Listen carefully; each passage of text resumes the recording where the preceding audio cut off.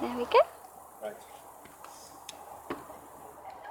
I'm on the stage here at the Shakespeare for 2014, the Stafford Festival Shakespeare, and I'm talking to Georgina White, Esther Biddle. Hello. Hello. Hello. And obviously, Georgina, you've got quite a lead part in this as one of the main stars of this particular show. What prepares you for this sort of thing?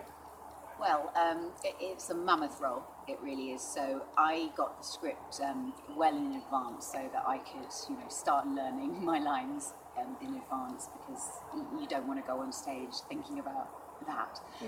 So I just kind of got on top of the lines. I've also had loads of fun watching boys and the way that they walk and the way that they talk and the way they act, to prepare for the transformation into Ganymede, who was my male alter ego.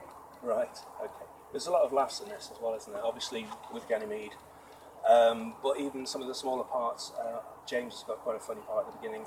James LeBeau, yeah. Oh, yeah. LeBeau, yeah. It's a French character. Yeah, that's a really funny part. And Esther, you played quite a funny role as well, which I'm really pleased about. You've been in Shakespeare before, haven't you? I did the Comedy of Errors here, which was 3 years ago. Yeah, and I've done other Shakespeares throughout my career. I often get cast in a character role, which means that there's an emphasis on comedy, and coming in and doing something ridiculous like staring down at James Hackey.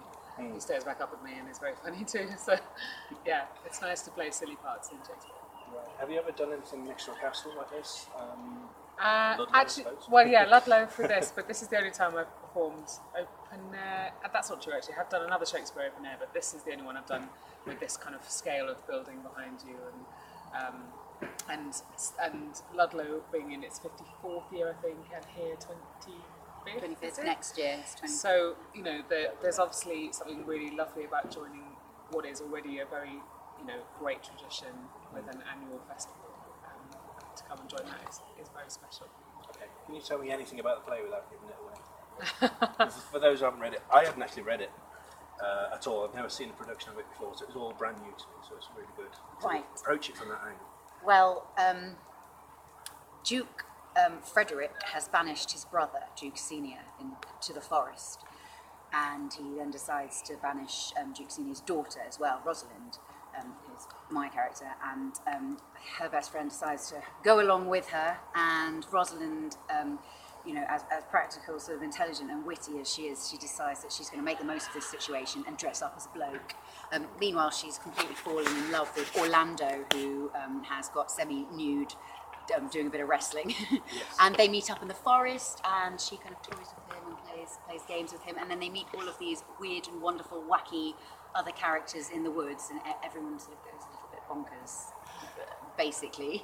Do you want to elaborate? No, I think that's right. I think the minute people dress up, then there's obviously lots of scope for mistaken identity. Yeah. There's always a lot of deception, it seems, in most Shakespeare anyway.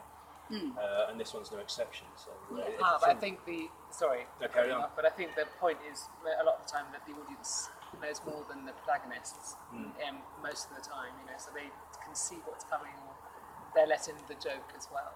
I think that's called now. It's dramatic irony. Yes. Dramatic irony. Yes. There you go. Got that one right. My daughter will be pleased. Okay, we've just been joined by Joshua. Hi. Hello, Joshua. Hello. What was your role in the play? How did you actually prepare for your particular role? Well, I'm playing Oliver, who is I want to say the evil brother of the main protagonist, Orlando. But he's kind of only 50% evil, really, because he comes round by the end of the play and sees the error of his ways. But in terms of preparation, things like that, I suppose it's a bit difficult for me. I don't have any. I have a few half brothers, which I did not grow up with, so it's kind of hard for me to put myself in the position of a jealous sibling, which I'm sure is something that a lot of people can connect with.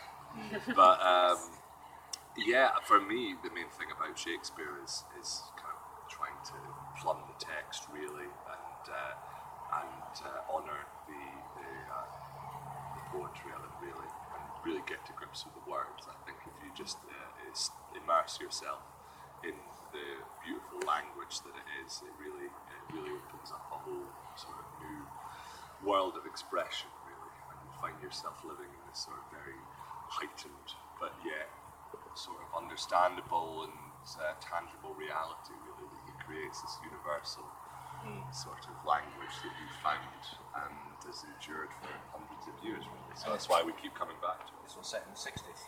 Yeah, and I spent most of my time in rehearsals just rocking out with these guys playing a lot of 60s folk protest jams and having an absolutely fantastic time doing it, really. So it was kind of one of these things where there's so much music in it and it's such a wonderful company of talented actors and musicians that just couldn't believe I get paid for it.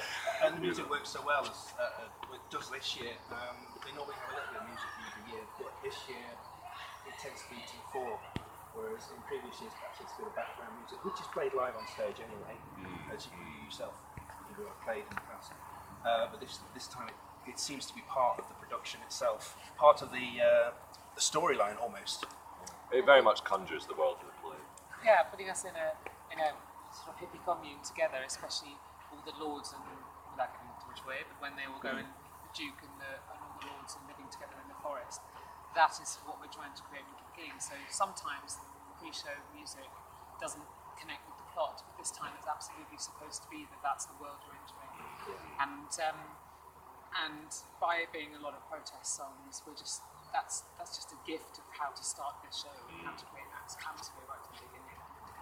And also, a lot of the songs they are all written in. So Shakespeare had written the lyrics in, and then Greg Palmer, our amazing MD, has composed 60s music for these beautiful lyrics. So it works very well. I thought they were just original songs. I heard the 60s songs, but I thought you were just throwing some original stuff in there. I didn't know there were lyrics in there.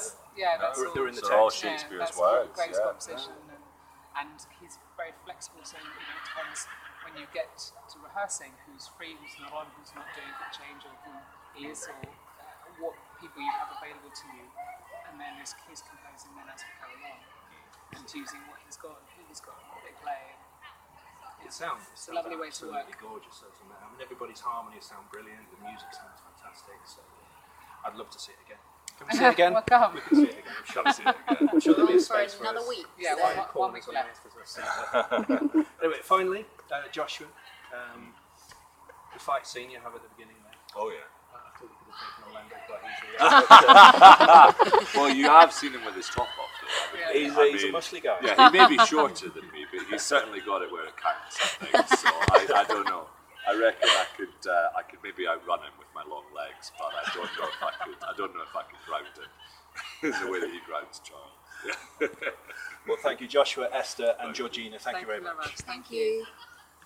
That's great. Thank you so much. Pleasure. To get some Thank you, pictures Peter. together Thanks, now. guys. Can we have a picture with you properly If you together? don't mind.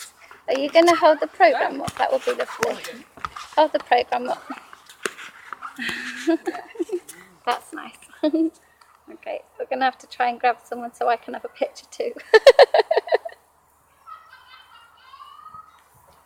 That's lovely. I think you and Joshua, because Joshua's taller than me.